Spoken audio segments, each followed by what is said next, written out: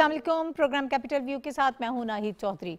नाज़रीन, हम प्रोग्राम के पहले हिस्से में बात करेंगे सिंध में बल्दियाती इंतखाबात का फर्स्ट फेज़ जो है उसके तहत जो इलेक्शंस हुए हैं, जो इंतखाबात हुए, उसमें पाकिस्तान पीपल्स पार्टी ने मैदान मार लिया है। लेकिन उसके साथ साथ एक ख़बर ये है कि जो बाकी जितनी भी अपोजिशन जमातें हैं उन सब के बड़े तहफ़्फ़ुज़ात हैं। वायलेंस भी हुआ, हमने उसमें देखा जो बताया गया कि 2 लोग जाँ बहक हुए, दर्जनों लोग इसमें ज़ख्मी भी हुए हैं और JUI का ये कहना है कि हमारे लोग जो हैं वो इसमें ज़ख्मी हुए हैं और कुछ सूरत हाल बहुत बेहतर हमें नज़र नहीं आ रही है। जबकि जरदारी साहब ये कह रहे हैं कि हमने परफॉर्म किया है, हमारी परफॉर्मेंस की वजह से लोगों ने हमें वोट दिया है, जिसकी वजह से हमें ये नशिस्तें जो हैं मिली हैं। जबकि दूसरी तरफ JDA के अपने तहफ़्फ़ुज़ात हैं, JUIF के अपने उसमें हमें तहफ़्फ़ुज़ात नज़र आ रहे हैं। MQM भी जो है वो खुश नहीं है। उसके साथ साथ अगर एक और इंटरेस्टिंग चीज़ है कि पाकिस्तान तहरीक इंसाफ को देखें अगर हमें, तो जो बलूचिस्तान में मामला हुआ था वही मामला हमें यहाँ पर नज़र आ रहा है कि वो हमें यहाँ कोई बहुत अच्छी पोजीशन में नज़र नहीं आ रहे हैं। बहुत कम सीटें जो हैं वो इसमें पाकिस्तान तहरीक इंसाफ ले पाई है। अब इस सारे मामले पर हम बात करेंगे इस फर्स्ट फेज़ के हवाले से जो इस वक्त इलेक्शन के नताइज आए हैं। पाकिस्तान पीपल्स पार्टी का क्या स्टांस है, जो बाकी जमातें हैं वो उसको किस तरह से देख रही हैं, उनके क्या तहफ़्फ़ुज़ात हैं और ये मामला जो हैं वो आगे कैसे बढ़ेंगे, इस पर बात करने के लिए इस वक्त मेरे साथ स्टूडियोज़ मौजूद हैं। राना ताहिर साहब सीनियर सहाफ़ी हैं। सर, आपका बहुत शुक्रिया हमें प्रोग्राम में वक्त देने के लिए।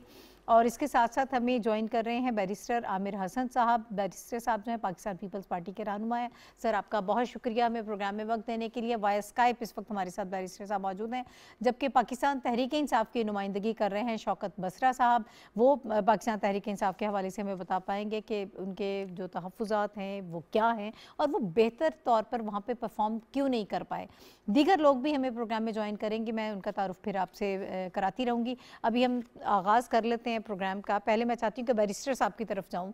बैरिस्टर साहब, आपकी पार्टी ने बहुत अच्छा परफॉर्म किया है। पाकिस्तान पीपल्स पार्टी जो है उसने बहुत नशिस्तें भी ली हैं और जरदारी साहब ये कहते हैं कि चूँकि हमारी परफॉर्मेंस बहुत अच्छी थी इसलिए लोगों ने हमें वोट दिए हैं। लेकिन जो बाकी जमातें हैं, अपोजिशन जमातें नाखुश हैं। वो ये कहते हैं कि इसमें धांधली हुई है, धांधली बहुत ज़्यादा हुई है, वायलेंस भी हुआ है। तो मुझे ये बताइएगा हकीकत क्या है, आप कैसे देख रहे हैं? बहुत शुक्रिया जी। देखिए, वावेला अपोजिशन जमातें उस वक्त करती कि ये हजारों नशिस्तें थी, कम से कम सैकड़ों उम्मीदवार देने के बाद तो कहती ना हमारे उम्मीदवार आ गए हैं। जब आपको उम्मीदवार ही मुयस्सर नहीं आए, वाहिद पाकिस्तान पीपल्स पार्टी है जिसने तमाम नशिस्तों के ऊपर उम्मीदवार दिए। बाकी किसी के 5% नशिस्तों पे दे, किसी के 10% पे दे, किसी के 20% पे। हाँ। और जब आपके पास उम्मीदवार ही ना हो तो फिर भाई जीतना कैसे? इलेक्शन तो उम्मीदवार के साथ लड़ा जाता है। हाँ। तो वजह यह है कि पाकिस्तान पीपल्स पार्टी का ये कामयाबियों का तसलसल ये 14वें साल में दाखिल हो रहा है ये इस हुकूमत के दौरान। और उसकी सबसे बड़ी वजह है कि पाकिस्तान पीपल्स पार्टी ने सिंध के अवाम के मसाइल को समझा है और उन्हें हल किया है। वो बुनियादी तालीम की सहूलत हो, सेहत की सहूलत हो और रोजगार हो, और उसके बाद जो मफलूकुल हाल तबका है या काश्तकार हैं, मजदूर हैं, उनकी इनकम में बढ़ोतरी हो, और उसके अलावा जो बुनियादी मसाइल उन्हें हल करना हो। आज आप सिंध के अंदर अगर आप इंटीरियर सिंध में जाएं तो वहां पे जो रोड इंफ्रास्ट्रक्चर है वो आपको पंजाब से ज्यादा बेहतर नजर आएगा। और उसके बाद सेहत का NICVD और दूसरे हॉस्पिटल गवर्नमेंट जैसे कस्बों के अंदर तो अब ये लोगों ने फर्क देखा है। और इवन आप अंदाजा करें कि वो जो साबिक वजीर आला थे अरबाब गुलाम रही और थरपारकर में वो वजीर आला रहे हैं, उन्हें इबरतनाक शिकस्त उनके ग्रुप को पहले भी हुई, अब फिर हुई है, जनरल इलेक्शन में हुई, अब बल्दियाती इलेक्शन में, कि वो वजीर आला होने के बावजूद थरपारकर को कुछ ना दे सके। और आज वहां पे जो बेहतरियां हुई हैं तो उसके बाद लोग जाहिर है अपने मसाइल को देखते हैं, उनके हल को देखते हैं। हाँ। तो वो पाकिस्तान पीपल्स पार्टी ने जिस तरह परफॉर्म किया है ये उसका नतीजा है। मेरे ख्याल से जो दोस्त वावेला कर रहे हैं, अगर वो अपनी पार्टी को ऑर्गेनाइज करते और वहां पे उम्मीदवार देते, कम से कम मुकाबले में मौजूद तो होते ना। मौजूद होने के बाद कहते कि धांधली हुई। जब आप मुकाबले में मौजूद ही नहीं तो धांधली कैसे होगी?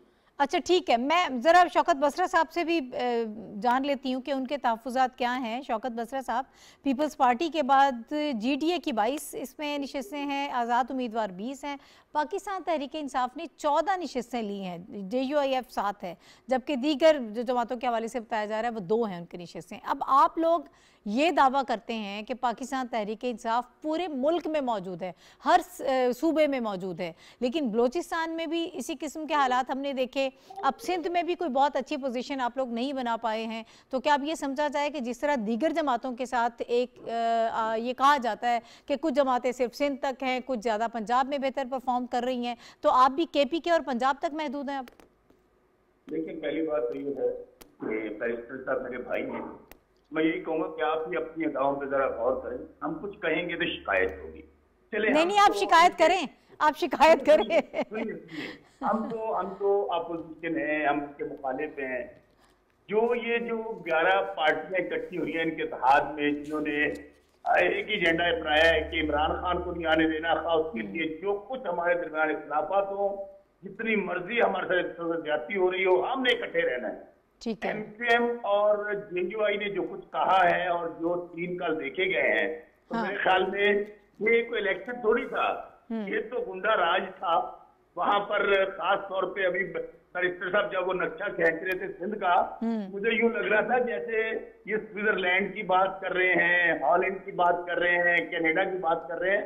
सिंध में भी पीपल्स पार्टी में रहा हूँ, वहां जहाँ कुत्ता काटने की वैक्सीन नहीं मिलती, वो वहां पर दूध और शहद की नहरें अभी बहा रहे थे। दूसरी बात, ये फिर मैं कहूँ ये इलेक्शन नहीं था, ये तो पाकिस्तान की सियासी तारीख में ये एक लाइसेंस दे दिया गया, खास तौर पे पीपल्स पार्टी को। जाहिर है वहां जागीरदारों की माफिया का कब्जा है सिंध के अंदर, वहां पर लाइसेंस टू किल और लाइसेंस टू धांधली, कि जो चाहो मर्जी करो, आपको कोई नहीं पूछेगा। और मैं अगर आसान अल्फाज में कहूँ कि एक ऐसे सियासी बाब का लिखा गया है जिसमें तहरीक इंसाफ सिंध के कारकुनान ने खास तौर पे सिंध में गुंडों, लुटेरों, कातलों और बंदूक के जोर पर खूनी इलेक्शन का पुरअमन तरीके से मुकाबला किया है। देखिए ना, जिसमें हमारा अच्छा मुझे बसरा साहब आप ये कह रहे हैं कि ये आवाम का फैसला नहीं है, आपका ये कहना है, ठीक है। ये बाद में इसको रिस्पॉन्ड करेंगे, बैरिस्टर साहब आपने जो बातें की इसको रिस्पॉन्ड करेंगे। मुझे पाकिस्तान तहरीक इंसाफ के हवाले से बताएं कि आप लोग क्यों वहां पर बहुत अच्छा परफॉर्म नहीं कर पा रहे हैं। बलूचिस्तान में भी ऐसा ही हुआ था, सिंध में और किस्म के हालात हैं, आपके जो तहफ़्फ़ुज़ात हैं वो आपने हमें बता दिए, जरा थोड़ा सा अपनी परफॉर्मेंस के हवाले से भी बताइएगा ना मुझे। मैं एक रियल पॉलिटिकल वर्कर हूँ, ख्वाबों की दुनिया में नहीं रहता। मैं जो बात आप कहना चाहती हैं, यस, हमें जितनी भरपूर मेहनत करनी चाहिए थी और जितना एग्जर्ट करना चाहिए शायद ना कर सके हो, लेकिन जो कुछ कैमरे की आंख ने दिखाया है, वहां पे कानून नाफज करने वाले इदारे, वहां पर इलेक्शन कमीशन का क्या रोल था इनका? उनका रोल था कि गुंडों ने वो कत्ल करें, वो लोगों को मारे, पुलिस उनके साथ मिली हुई थी, बिल्कुल इस तरह हो रहा है। और खास तौर पे अच्छा यहाँ पे फिर एक आप मेरे वो सवाल का आपने दे दिया जवाब कि शायद उस तरह से बेहतर तौर पे आप वहाँ काम नहीं कर पाए। अच्छा मुझे मुख्तसरन ये बता दें, मुझे राना ताहिर साहब की तरफ भी जाना है, मैं दोबारा आपकी तरफ आऊंगी। आप किस पे इल्जाम लगा रहे हैं? इदारे इसमें मुलव्वस हैं? किसने किया ये सारा? क्या इलेक्शन कमीशन उसमें मुलव्वस है? मैं बताता हूँ, इसमें इदारे मुलव्वस हैं, इसमें खास तौर पे जो गुंडा पुलिस थी वहां की, जो वहां का इलेक्शन कमीशन था, और खास तौर पर जरदारी साहब के जो वहां पर पालतू माफिया है, जिन्होंने वो आपने देखा कि किस तरह लोगों के ऊपर जुल्म ढा रहे थे। ये मैं नहीं कह रहा, मैं फिर सुन लें, ये मैं नहीं कह रहा, वो MQM, वो JUI, उनकी प्रेस कॉन्फ्रेंस सुने, वो तो लॉन्ग मार्च की तैयारी कर रहे हैं इनके खिलाफ। ठीक है, ठीक है। बसरा साहब आपका पॉइंट आ गया, मुझे आगे बढ़ने दें। राना ताहिर साहब सर, आप ये सारी गुफ्तगू सुन रहे हैं, मैंने इसलिए आगाज़ वहाँ से किया था ताकि आप सुन के फिर मुझे अपना एनालिसिस दें कि दोनों तरफ से जो बात की गई है आपको क्या लगता है। वो कहते हैं कि हमने बहुत अच्छा परफॉर्म किया है, ये सरियन अवाम का फैसला है जिसकी वजह से 3 नशिस्तें हमने जीती हैं, और वो दूसरी तरफ से धांधली का इल्ज़ाम लगाया जा रहा है। देखें, बात यह है कि एक बात तो बिल्कुल वाज़ेह है कि इलेक्शन में जिस तरीके से एक पुरअमन माहौल होना चाहिए था वो नहीं था। ठीक, मैं समझता हूँ कि जो इलेक्शन कमीशन की बुनियादी जिम्मेदारी है कि वो वोटरों को एक पुरअमन माहौल मुहैया करे। ठीक है, इसमें मैं किसी हुकूमत पे इल्ज़ाम नहीं लगाता, मैं समझता हूँ कि ये इलेक्शन कमीशन की जिम्मेदारी। तमाम इदारे जो हैं इलेक्शन के दिनों में इलेक्शन कमीशन के अहकामात के ताबे होते हैं। अगर वहाँ पुलिस ने कोई गड़बड़ की है तो उसकी जिम्मेदारी भी इलेक्शन कमीशन पर आयद होती है। ठीक हो गया। बात यह है, देखें, आवाम का इंतखाबात पर एतमाद, उनके नताइज पर एतमाद जो है ना पाकिस्तान में, वो बहाल करना बड़ा ज़रूरी है। जब भी हमारे मुल्क में बदकिस्मती से इलेक्शन होते हैं, एक फरीक जीतता है, हारने वाला कहता है कि जीत धांधली होगी। ये कल्चर है हमारे यहाँ। लेकिन मैं समझता हूँ कि ये लोकल बॉडीज़ का निज़ाम जो है, ये जमहूरियत की मजबूती के लिए भी बड़ा ज़रूरी है। और इसमें ठंडे दिल से, इसमें जज्बाती नहीं होना चाहिए। तमाम सियासी जमातों को पाकिस्तान में जमहूरियत की मजबूती के लिए काम करना चाहिए। ठीक हो गया। इनके जो तहफ़्फ़ुज़ात हैं, हुकूमरान इत्तेहाद में शामिल दो जमातें हैं, MQM और JUI, उन्होंने बड़े संगीन इल्ज़ामात लगाए हैं। कल वसीम अख्तर साहब ने बड़ी सख्त प्रेस कॉन्फ्रेंस की है। मैं समझता हूँ कि पाकिस्तान पीपल्स पार्टी की क़यादत को इन तमाम मामलात का संजीदगी से नोटिस लेना चाहिए कि ये उसी तरह के हालात पैदा करके क्यों उनका इमेज ख़राब करने की कोशिश की गई। जो देखें, मैं आपको बताऊं, 77 में जो इलेक्शन मुल्क में हुए थे, वो इलेक्शन पीपल्स पार्टी वैसे भी जीत जाती, लेकिन कुछ ऐसे वाक़यात हुए, ख़ास तौर पर लाड़काना में भुट्टो साहब के मुकाबले में जान मोहम्मद अब्बासी साहब थे जमात इस्लामी के, उनको वहाँ की इंतज़ामिया ने अगवा कर लिया। वो इलेक्शन पीपल्स पार्टी ने वैसे ही जीत जाना था, लेकिन इसके बावजूद वो जो शाह से ज्यादा शाह के वफादार होते हैं, या ये जो इलेक्शन कमीशन हुक्काम की जिम्मेदारी है, इसको संजीदगी से देखना चाहिए। ये जमहूरियत पर इस तरह के दब्बे, कत्लो गारत, फायरिंग, ये नहीं होना चाहिए। ये नहीं होना चाहिए। पुलिस को नहीं मुदाखलत करनी चाहिए। वहाँ कल मैंने देखा टीवी पर एक SHO साहब एक कैंडिडेट को मार रहे थे। ऐसे वाकयात नहीं होने चाहिए। ठीक है। अच्छा, मैं चाहती हूँ बैरिस्टर साहब, एक तो आपने बसरा साहब की बातें सुनी है, जो इल्ज़ामात वो आयद कर रहे हैं, उस पे भी आप उसको भी रिस्पॉन्ड कर दीजिएगा। और राना ताहिर साहब ने जो कहा कि वो जो माहौल होना चाहिए वो हमें वहाँ पर नज़र नहीं आया, जो इलेक्शन का माहौल होता है जिसमें पुरम तरीके से सारा काम हो, तो वो चीज़ें जो हैं वो भी उस पर उनके भी तहफ़्फ़ुज़ात हैं। लेकिन पहली बात तो ये है कि अमन व अमान का मसला पाकिस्तान में कोई भी इंतखाबात एक जानी इंसानी जान भी नहीं जानी चाहिए। लेकिन बहरहाल फिर भी दो यहाँ पे लोग जहाँ बाग हुए हैं, जो रिपोर्ट्स आई हैं, जी जी, और पाकिस्तान के इलेक्शंस तो बड़े बड़े खूनी रहे हैं, इससे ज्यादा रहे हैं, ये भी नहीं होना चाहिए। लेकिन इससे आप कहें कि इलेक्शन इस तरह अमन व अमान, बहरहाल ये इलेक्शन कमीशन का इख्तियार है, उसे बेहतर करना चाहिए, इससे भी बेहतर करना चाहिए।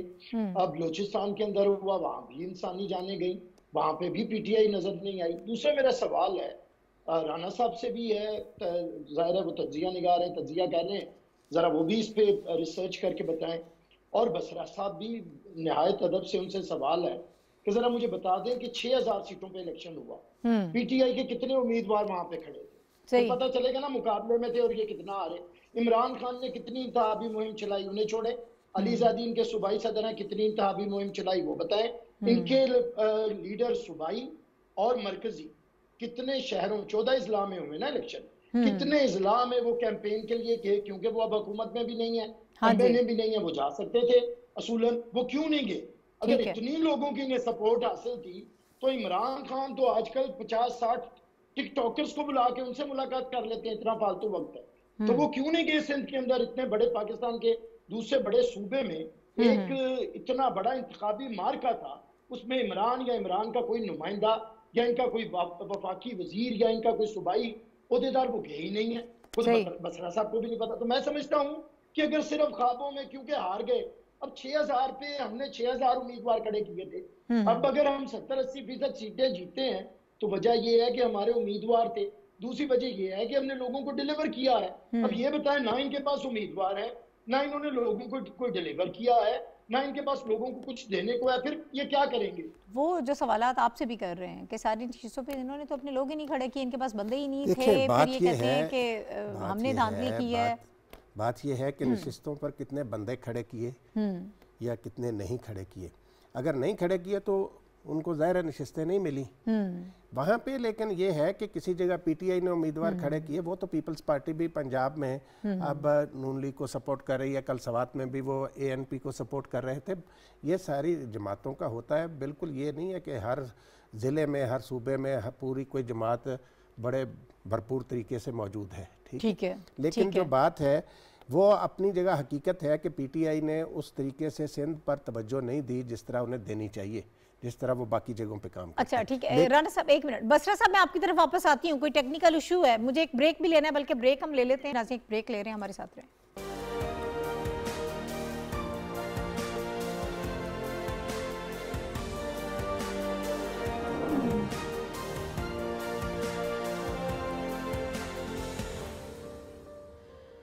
Welcome back to the show. नाज़रीन ब्रेक पर जाने से पहले हम सिंध के लोकल बॉडीज़ इलेक्शन के हवाले से गुफ्तगू कर रहे थे कि जो सारी सूरत हाल है वो हमने डिस्कस की, जो तहफ़्फ़ुज़ात हैं अपोजिशन जमातों के वो भी हम डिस्कस कर रहे हैं, और साथ में अब ज़रा थोड़ा सा आगे इसके बाद हम बढ़ेंगे, वहाँ पर जो सारा फ्रेमवर्क है उसके हवाले से भी बात होगी, इख्तियारात की तकसीम कैसे होगी, क्या तरीक़ाकार होगा, फाइनेंशियली जो है वो क्या अथॉरिटी उनको मिलेगी, इस पर भी हम बात करेंगे। अभी मैं राना साहब की तरफ जाऊँगी। राना साहब आप जो बात कर रहे थे हम के सारी आपने कहा कि कोई भी सियासी जमात जो है वो पूरे पाकिस्तान में जाहिर है कि एक तरह से परफॉर्म नहीं कर पाती। किसी का उम्मीदवार, लेकिन बात यह है कि एक ऐसा माहौल होना चाहिए, जो मैंने पहले अर्ज किया कि सिर्फ पीटीआई की बात नहीं है, एमकेएम वाले जो हैं उन्होंने भी जाहिर है उन्होंने भी अपने इलेक्शन में हिस्सा लिया, ठीक है। उसके बाद जेयूआई वाले भी थे, वो पूरे सिंध में नहीं थे, कुछ इलाकों में थे, ठीक हो गया, वहाँ पे उन्होंने शिकायत की है।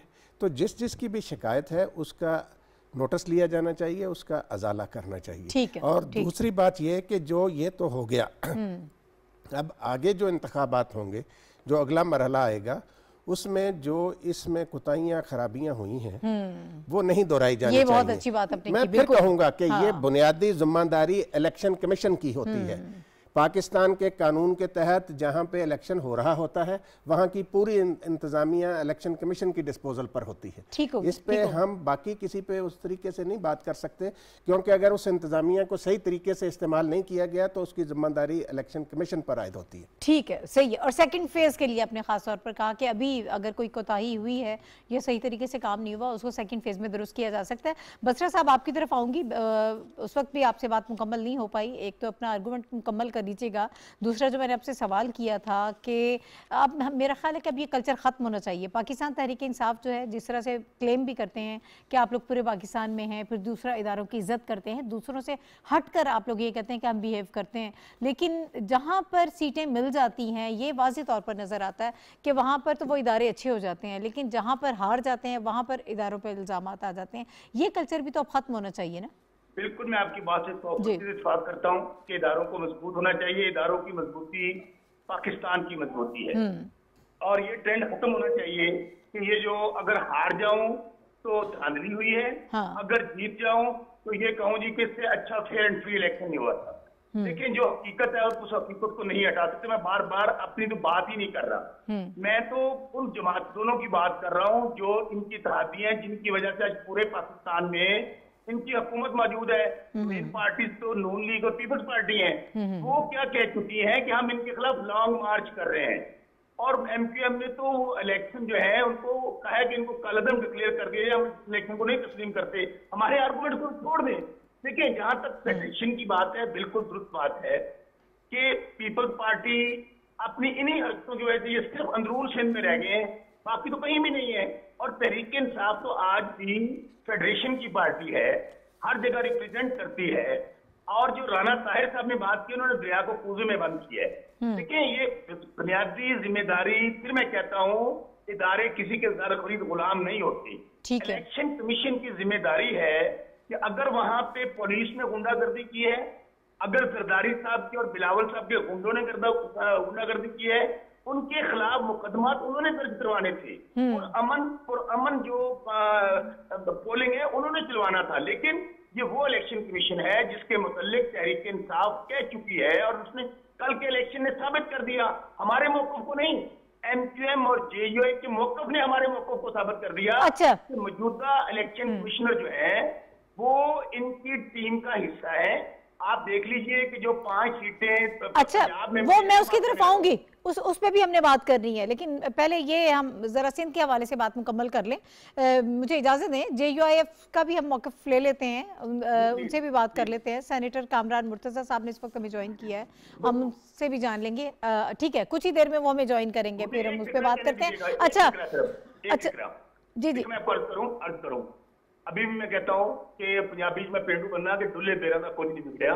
ये रवायात जो हैं ये आपने आगे जनरल इलेक्शन आ रहा है कि अगर बलदियाती इलेक्शन में इतना खून खराबा हो रहा है, इतनी जंगोजदल हो रही है, तो मुझे बताइए कि इलेक्शन कमीशन अगर सिर्फ 14 जिलों में नक्शे अमल को कंट्रोल नहीं कर सका, इलेक्शन के अमल को कंट्रोल नहीं कर सका, कल पूरे पाकिस्तान का इलेक्शन होना है। अच्छा, तो ये तो पूरा ठीक है, पाकिस्तान के अंदर जंगोजदल होगी। ठीक है सर, बैरिस्टर साहब की तरफ मुझे जाने दें। बैरिस्टर साहब, जो बात इन्होंने की है वो ये कह रहे हैं कि इलेक्शन कमीशन जो है वो बेहतर तरीके से अपना किरदार अदा नहीं कर पाया है। मैंने इनसे भी ये बात की है कि हमारे यहाँ अब ये कल्चर है कि जहाँ पर आप जीत जाते हैं वहाँ पर तमाम इदारे जो हैं वो बहुत अच्छा काम कर रहे हैं, जहाँ पर आपकी कम सीटें होती हैं आप हार जाते हैं, वहाँ पर हमारे इदारे जो हैं उनको ही इल्ज़ाम दिया जाता है कि इन्होंने यहाँ पर सही तरीके से काम नहीं किया। इसको ख़त्म होना चाहिए अब हमारी सियासत में। अब इससे थोड़ा सा आगे बढ़े, मुझे बताएं कि क्या फ्रेमवर्क होगा अगर हम लोकल बॉडीज इलेक्शन की बात करते हैं। इख्तियारात की तकसीम एक बड़ा मसला होता है, ट्रिकल डाउन इफेक्ट हमें इससे नज़र आता है। इससे किस हद तक आप ये समझते हैं कि आप फर्स्ट फेज़ में आप लोग बहुत आगे हैं बाकी सारी जमातों से, तो क्या आगे आप लोग इरादा है, किस तरह से परफॉर्म करेंगे, किस हद तक लोगों के मसाइल जो हैं वो हल कर पाएंगे, मुझे थोड़ा सा ये बता दीजिएगा। और चलें ठीक है, मज़ीद पॉइंट्स हैं, मैं उस पर बाद में बात करूँगी, लेकिन साथ ही ये बता दूँ कामरान मुर्तज़ा साहब ने भी हमें ज्वाइन कर लिया, लेकिन बैरिस्टर साहब के पॉइंट के बाद फिर उनकी तरफ मैं आऊँगी। बहुत शुक्रिया बैरिस्टर कामरान मुर्तज़ा, सेनेटर कामरान मुर्तज़ा साहब। देखिए जी, मैं बिल्कुल बताता हूँ कि आगे अगला फ्रेमवर्क क्या होगा, लेकिन पहले बुनियादी बात यह है कि बारहा जिस तरह ये कहा जा रहा है कि अमनो अमान खराब हो गया, मेरे ख्याल से ये तो एक बहाने की बात है।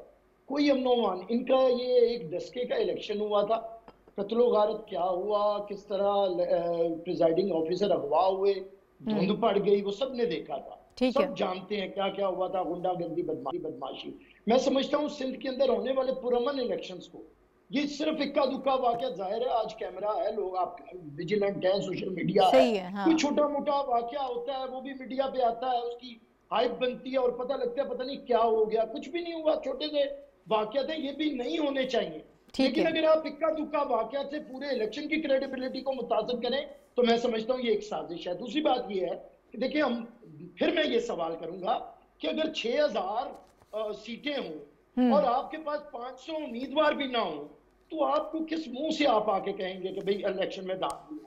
आपको तो नहीं कहना चाहिए ना, आपको तैयारी करनी चाहिए, उम्मीदवार लाने चाहिए। अगर हमारे पास पंजाब में उम्मीदवार नहीं होंगे तो हम ये तो शोर नहीं मचाएंगे, धांधली होगी होंगे तो फिर जाहिर है हम शोर भी मचा सकेंगे। जी, हमारा पीपल्स पार्टी का बुनियादी मकसद है कि अवाम को डोर स्टेप पे उसके बुनियादी हकूक के हल होने चाहिए। इसीलिए बल्दियाती निज़ाम को हमने बेहतर से बेहतर करके सबसे पहले लागू करने की कोशिश की है और इंशाअल्लाह ताला बेहतर करेंगे। कराची में भी एमक्यूएम के साथ हमारी गुफ्तगू शरीफ जारी है और जैसा वो कहेंगे कानून साजी में बेहतरी लाएंगे। हमारा मकसद अवाम की खिदमत है, अवाम को ताकत का सरचश्मा बनाना है। पीपल्स पार्टी इक़्तिदार उसके सामने अहम नहीं है, उसके सामने अहम। अच्छा बैरिस्टर साहब, मुझे क्विकली ये भी बता दें, आपने कहा कि एमक्यूएम से बातचीत जारी है, जेयूआई भी जो है वो भी आपके साथ इत्तेहाद में है, तो क्या उनके साथ भी कोई ऐसी गुफ्तशुनीद हो रही है? जी बिल्कुल, उनसे तो मुलाकात रहती है। देखिए, ये जो सूबाई चैप्टर्स होते हैं उनकी भी एक सियासत होती है, जाहिर है उन्होंने भी मरकजी क़यादत को बताना होता है कि हम बड़े अच्छे थे, अगर हमारे साथ धांधली ना होती तो हम शायद क्लीन स्वीप कर जाते। लेकिन मौलाना फजलुर रहमान भी मोतबर सियासतदान है, उनकी हालात पे नजर है, वो भी जानते होंगे कि कितने उम्मीदवार खड़े किए हैं, कितने जीते हैं, कौमी असेंबली के कितना जीतते हैं, सूबाई कितना जीतते हैं। ठीक है सर, इसी बात को आगे बढ़ा लेते हैं। कामरान मुर्तज़ा साहब चूंकि हमें ज्वाइन कर चुके हैं तो हम उनसे जान लेते हैं सिंध के लोकल बॉडीज इलेक्शन के हवाले से। कामरान मुर्तज़ा साहब, सर मुझे बताइएगा कि क्या तहफ़्फ़ुज़ात हैं आप लोगों के? अब बैरिस्टर साहब ये कह रहे हैं कि हम एमक्यूएम के साथ भी राब्ते में हैं और जेयूआई के साथ भी हम आपस में बातचीत चल रही है, जो उनके तहफ़्फ़ुज़ात हैं वो दूर करेंगे, सेकेंड फेज़ में मामलात बेहतर होंगे। नहीं, पहले तो फर्स्ट फेज में जो है ना ये गड़बड़ नहीं होनी चाहिए थी जो गड़बड़ हुई है जी। अब अगर हम फेजेस के इंतजार करते रहेंगे कि सेकंड फेज में बेहतर होंगे, फिर उसकी बात कहेंगे नहीं कि अब थर्ड फेज में देखते हैं, ठीक है, तो फिर इस वजह से तो मामला सेटल नहीं होंगे। हमारा तो इशू ये है कि फेयर और फ्री इलेक्शन पहले दिन से हमने जो इसको जो मामले को लेके चले थे 2018 से, उस वक्त से ये जो है ना मेन इशू यही था कि फेयर इलेक्शन नहीं हुए थे, फ्री इलेक्शन नहीं हुए थे। ठीक है, और अब अगर इस वक्त भी यही कुछ होना तो फिर जो है ना फिर हम अपनी चादर उठाते हैं, अपने कंधे पे रखते हैं और चलते बनते हैं। फिर अगर हम सेकंड फेज के इंतजार करें फिर उसके बाद फिर आप क्या करने जा रहे हैं सेनेटर साहब? सर मुझे बताइएगा क्या लाया हमला फिर आपका? आज वो राशिद कांग्रेस साहब कुछ कर रहे हैं और मौलाना साहब को उन्होंने रिपोर्ट की होगी। अभी तक पार्टी की तरफ से कोई पॉलिसी स्टेटमेंट नहीं आया। मगर ये बहरहाल तकलीफ दे है जो कुछ हुआ है। तो इस वक्त जेयूआई शायद दूसरे नंबर पे है, उसकी जो सीटें इस वक्त जो डिक्लेयर्ड है वो जेयूआई के दूसरे नंबर पे हैं चंद में। मगर इसके बावजूद जो है ना वो जो कुछ हुआ है किसी के जो है ना वो अपना निशान जो है फ्रंट नहीं हुआ, किसी का और मसला है और फिर गुंडागर्दी जोर आजमाई। तो अगर इसी तरह से इलेक्शन तो इंगेज्ड है आप लोगों की कोई बातचीत हो रही है? सर इंगेज्ड हैं, कोई बातचीत हो रही है? जैसे बैरिस्टर साहब कह रहे हैं कि हम मामला तय कर लेंगे, आप लोग इत्तेहादी भी हैं। मेरा ख्याल है कि अभी तक कोई बातचीत नहीं हुई है। अगर बातचीत हुई है तो मेरे इल्म में नहीं, कम अज कम राशिद ने यकीनन जो है ना वो राशिद ने और जो सूबाई अमीर है उन्होंने दिया होगा मौलाना साहब को एतमाद की। फिर मौलाना ने अगर कोई अपना कोई बात की है इनकी मजबूरी की आदत है तो वो फिर मीडिया पे आ जाता, मगर अभी तक तो मीडिया के लिए भी मुझे नहीं पता चला और वैसे जमाती सतह पर भी ऐसी बात मेरे इल्म में। ठीक है, अच्छा थोड़ा आगे बढ़ते हैं। एक और टॉपिक पंजाब के हवाले से पहले बसर साहब ने टच किया था, मैं चाहती हूँ स्पेसिफिकली उस पर भी हम थोड़ी सी बात कर लें। लाहौर हाई कोर्ट ने का जो फैसला आया है, इलेक्शन कमीशन को पीटीआई की 5 मखसूस नशिस्तों पर नोटिफिकेशन जारी करने का हुक्म दे दिया है लाहौर हाई कोर्ट ने, और जस्टिस शाहिद वहीद साहब ने दरखास्तों पर यह फैसला सुनाया है। अब इसके बाद सूबाई असम्बली में अपोजिशन इत्तेहाद और पीटीआई की नंबर गेम जो है उसकी सूरत हाल क्या हो सकती है, कितना फ़र्क होगा? बज़ाहिर तो 4 का सिर्फ फ़र्क नज़र आ रहा है, लेकिन इसको थोड़ा सा हम डिटेल में डिस्कस कर लेते हैं। और अब अगर इलेक्शन कमीशन को लाहौर हाई कोर्ट ने यह हुक्म दिया है तो क्या उनके पास और कानूनी ऑप्शंस हैं? क्या वो जा सकते हैं सुप्रीम कोर्ट, इसको चैलेंज कर सकते हैं, अपील कर सकते हैं? किस तरह से ये मामला आगे बढ़ेंगे, इस पर भी हम बात करेंगे। मैं ये चाहती हूँ कि राना साहब थोड़ा सा इस पर नज़र दौड़ा लेते हैं। पंजाब असम्बली में अब जो सूरत हाल बन रही है आज के इस फैसले के बाद, हुकूमती इत्तेहाद के वोटों की तादाद 177 है गालिबन, और पीटीआई की जो है वो 173 है।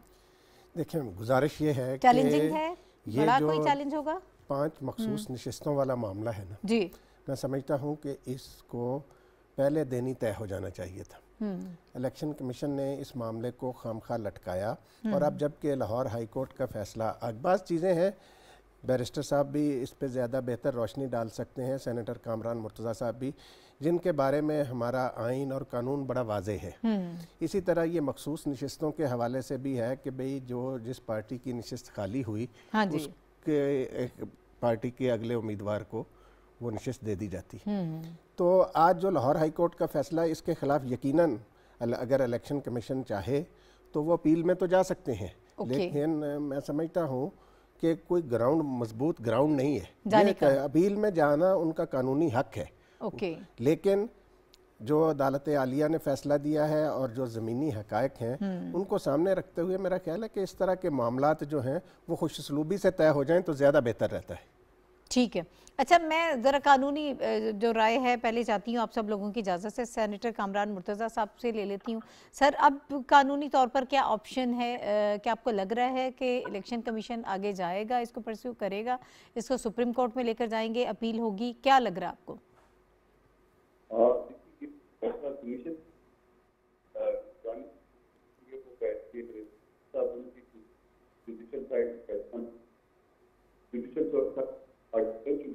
जरा अगर थोड़ी सी आप अपनी लोकेशन एडजस्ट कर सकें सेनेटर साहब, हम आपको सही तरह से सुन नहीं पा रहे। जी जी कहिएगा। जी जी कहिएगा। हाँ, उसमें ऐसा है कि वो इंतजामी तौर पर फैसला करना है कमीशन ने कि उसने आगे को चैलेंज करना है या नहीं करना। मगर मेरा ख्याल है कि लाहौर हाई कोर्ट का जो फैसला है वो दुरुस्त है, और इसमें इलेक्शन कमीशन को उसी दिन जो कट ऑफ डेट इसमें होती है, डेट ऑफ इलेक्शन होती है, वरना फिर अगर उनकी बात मान ली जाए जो इलेक्शन कमीशन ने अब किया था, तो हर बाई इलेक्शन में, हर असेंबली इलेक्शन में फिर तो वो तनासब चेंज होता रहेगा। तो इस तरह से जो है ना वो कोई एम्बिग्यूटी नहीं थी, और पास्ट प्रैक्टिस भी यही है कि उसके बाद जो है ना जो सीट खाली होती है नीचे जो उसकी पार्टी लिस्ट होती है उसमें जो अगला नाम होता है वो स्टेप अप हो जाता है मौत की सूरत में, रेजिग्नेशन की सूरत में। तो ये मेरा ख्याल है कि लाहौर हाई कोर्ट का फैसला जो कानून के मुताबिक है और इसमें अमल होना चाहिए। ठीक है, बहुत शुक्रिया। कामरान मुर्तज़ा साहब हमारे साथ मौजूद थे और मैं चाहती हूँ बैरिस्टर साहब की तरफ बढ़ते हैं। बैरिस्टर साहब, अब पंजाब की सिचुएशन को थोड़ा सा एनालाइज कर लें। क्या आपको आगे लग रहा है मामला बजट से लेकर अब तक और उससे पहले, बल्कि जब तक हुकूमत बनी है तब से बहुत सारे चैलेंजेस हैं, बहुत सारी मुश्किलात हैं। आज का ये फैसला जो अब आया है, अब आगे ज़िमनी इलेक्शन भी जो है वो 17 जुलाई से होने वाले हैं, तो क्या लग रहा है आपको, क्या इसका इम्पैक्ट होगा, किस पार्टी पर क्या इसके नताइज मुरतब हो सकते हैं? देखिए, पंजाब की सूरत हाल पिछले चंद माह से, जब से बुज़दार हुकूमत खत्म हुई है और ये नई हुकूमत बनी है, ये सारा एक मेरे ख्याल से सियासी तजब्जुब का शिकार और गुमगू की कैफियत है, क्लैरिटी नहीं है और इसे बेहतर होना चाहिए। और अगर पार्लियामान की और असम्बलियों के फैसले असम्बलियों के अंदर हों तो ये ज्यादा बेहतर बात होती है। ये बदकिस्मती होती है कि ये फैसले अदालतों के अंदर हों। जब ये अदालतों के अंदर होते हैं तो एक तो हैसियत पार्लियामान की कम होती है, दूसरा फिर ये तासुर जाता है कि शायद सियासतदान अपने फैसले खुद नहीं कर पाते और अदालतों के पास जाते हैं, जिससे अदालतों को भी कहीं ना कहीं जाहिर है एक मौक़िफ़ को मानना पड़ता है, जिससे सियासत में इन्वॉल्वमेंट उनकी आती है और उनके ऊपर भी उंगलियां उठती हैं। तो पीपल्स पार्टी तो हमेशा से कायल रही है कि सियासी फैसले सियासी इदारों के अंदर और पार्लियामान के अंदर और असेंबलियों के अंदर होने चाहिए। अब ये जो आपने कहा इलेक्शन कमीशन वाली बात, बेहतर तो यही होता कि इलेक्शन कमीशन फैसला कर लेती, लेकिन अब मैं इलेक्शन कमीशन का ना तो मैं लीगल एडवाइजर हूँ कि मैं उन्हें कहूँ, ऐसा उन्होंने भी कोई ज़हन में रखा होगा, क्योंकि उनके नजदीक 20 हल्कों के ज़िमनी इलेक्शन थे, शायद उन्होंने कहा उसके बाद करें।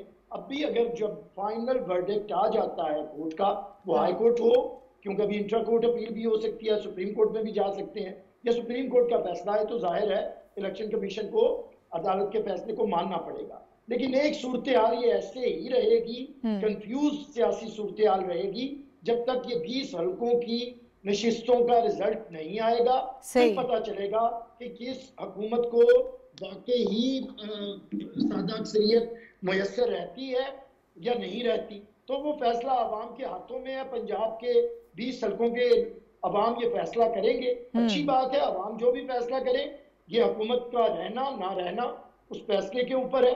ये बेहतर है, 1 महीने इससे कम का वक्त है, तो 20 दिन रह गए हैं, तो मैं समझता हूँ इसे देख लेना चाहिए। बहुत तमाशा लगा है, पंजाब को बेवकार किया गया है।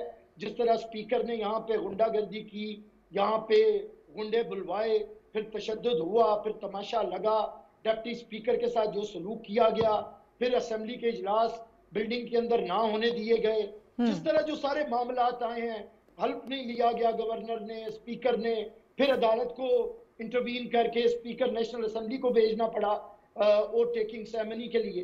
तो मैं समझता हूँ ये ठीक है। अब वक्त मेरे पास कम है। जी जी सर, आपका पॉइंट आ गया, वक्त थोड़ा कम है। मैं चाहती हूँ बसरा साहब की तरफ जाते हैं। बसरा साहब, अब आज के फैसले पर एक तो मुझे बताइएगा कि आप लोग अब क्या सोच है आपकी, और एक और चीज़ है जो बार बार इल्ज़ाम जो है वो लगता है पाकिस्तान तहरीक इंसाफ पर। अब पंजाब के इलेक्शंस के हवाले से इमरान खान साहब ने कहा कि जो इलेक्शंस होंगे वो इलेक्शन कमीशन का इम्तिहान है। मतलब वही पहले वाली बात कि जहाँ पे सीटें मिल जाएंगी वहाँ इलेक्शन कमीशन अच्छा काम करेगा, और जहाँ नहीं होंगी तो वहाँ पे लगेगा कि इदारे जो है वो बेहतर काम नहीं कर रहे हैं। तो क्या इसको ये समझा जाए कि ये दबाव बढ़ाने की कोशिश की जा रही है इदारों पर? ऐसा नहीं होना चाहिए, और अब जो अवाम का फैसला होगा उसे आप लोग तस्लीम करेंगे? पहली बात तो यह है कि इस वक्त पाकिस्तान में ना कोई आइन है ना कोई कानून है, जंगल का कानून है इस वक्त, जिसकी लाठी उसकी भैंस है। जब से ये इम्पोर्टेड हुकूमत आई है, इन्होंने तो पाकिस्तान के आइन पे तो सबसे पहले हमला किया है। तो वो सिर्फ हमला ही नहीं है, बल्कि इन्होंने तो गरीब अवाम पे भी सियासी खुद को हमला कर दिया, भूख से मर रहे लोग। मैं आपको अर्ज करूं, बड़ी सादा सी बात है कि इस वक्त पाकिस्तान में जितना भी वो मरकज की असेंबली चल रही है, खास और पंजाब तो हर खास तौर पे, कोई इनके पास लेजिटिमेसी नहीं है। कोई मुझे कानूनदान बता दे सिवाय इसके कि इनके जो फैसिलिटेटर हैं, खास तौर पर इलेक्शन कमीशन जो है, उनको जबरदस्ती दान धौंसली के जरिए कायम रखे हुए है। पंजाब की आपने बात की, आप मुझे बताइए कि इनके पास तो आज भी सिंपल मेजोरिटी मौजूद नहीं है। होना तो ये चाहिए था, जिस दिन 20 लोटे नाहल किए थे इलेक्शन कमीशन ने, उस दिन ही ये पंजाब असेंबली डिसॉल्व हो जानी चाहिए थी, हुकूमत बनाने। दूसरी बात, अच्छा बसरा साहब, अब 20 सीटों पर जो इलेक्शन होगा, मुझे उसकी थोड़ी सी अपनी तैयारी बता दीजिएगा कि किस कदर तैयारी है उसकी। 17 जुलाई को इलेक्शन है, टाइम अब कम है, जरा मुझे थोड़ा सा ये बताएं कि अब जब आप ग्राउंड में उतर रहे हैं, स्पेसिफिक रहें सर, टाइम कम है, जरा इसको रिस्पॉन्ड कर दीजिएगा। एक फिक्रा कह दूं, आज भी कल जब फैसला आ गया है, इसके बाद फौरी तौर पर हमजा को, जो कि ना पहले वज़ीर आला था ना अब है, उनको रिजाइन करना चाहिए। अंदाजा करें, फ्लैटीज के वज़ीर आला।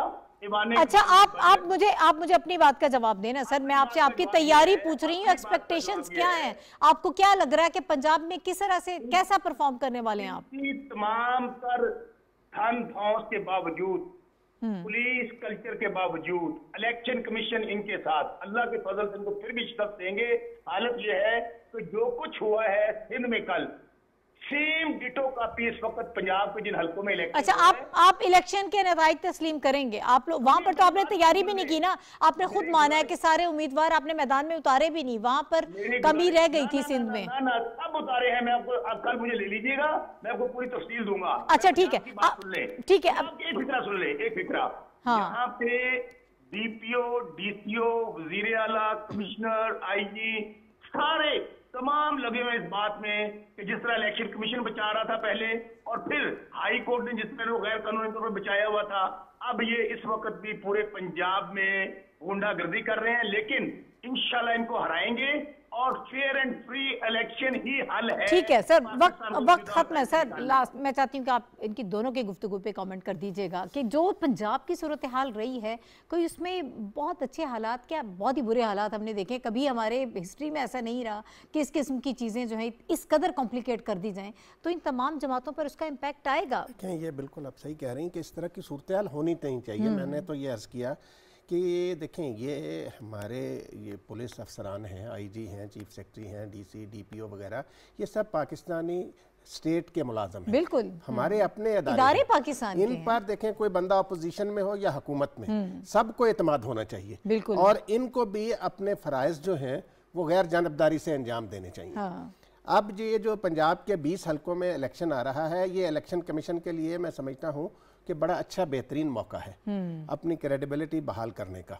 लेकिन इसको दबाव में नहीं लाना चाहिए ना सर, जो आपको कहते हैं ये आपका इम्तिहान है, प्रेशराइज करने की बात नहीं कोशिश कर रहा इम्तिहान। बात यह है कि बाज हकायक है ना, उनसे तो नजरें नहीं चुराई जा। ठीक है, बिल्कुल जरूर सर। तो आप आगे जाके बल्दियाती इलेक्शन पंजाब में भी होने हैं, बाकी जगहों पे भी होने हैं। तो मैंने तो शुरू में भी ये अर्ज किया कि पाकिस्तान में जमहूरियत की मजबूती के लिए ये ज़रूरी है कि हमारा इदारों पर एतमाद बहाल हो। और ये इलेक्शन जो है ना, इसमें ना ये हमारे इदारों को अपोजिशन का साथ देना चाहिए, ना हुकूमत का साथ देना चाहिए। लोगों को आज़ादाना माहौल में अपनी राय के इज़हार का मौका मिलना चाहिए। ठीक है सर, वक्त बिल्कुल खत्म हो गया। बहुत शुक्रिया। राना ताहिर साहब हमारे साथ मौजूद थे, बैरिस्टर आमिर हसन साहब पाकिस्तान पीपल्स पार्टी से हमारे साथ मौजूद रहे, शौकत बसरा साहब को रिप्रेजेंट कर रहे थे, हमारे साथ मौजूद रहे, सेनेटर कामरान मुर्तज़ा साहब हमारे साथ मौजूद थे प्रोग्राम में। नाज़रीन, कल इंशाल्लाह दोबारा आपसे मुलाकात होगी। और आखिरी जो लाइन बड़ी ज़बरदस्त कही राना साहब ने कि हमें इदारों को मजबूत करना है और तमाम सियासी जमातों को इदारों के ऊपर जो है एतमाद रखना चाहिए, ताकि जो इदारे काम कर रहे हैं वो उसके रिजल्ट्स को, उसके नताइज को आप तस्लीम करें, तभी जमहूरियत जो है वो आगे बढ़ती है और जमहूरियत मजबूत होती है। नाई चौधरी को इजाज़त दीजिए, अल्लाह हाफिज़।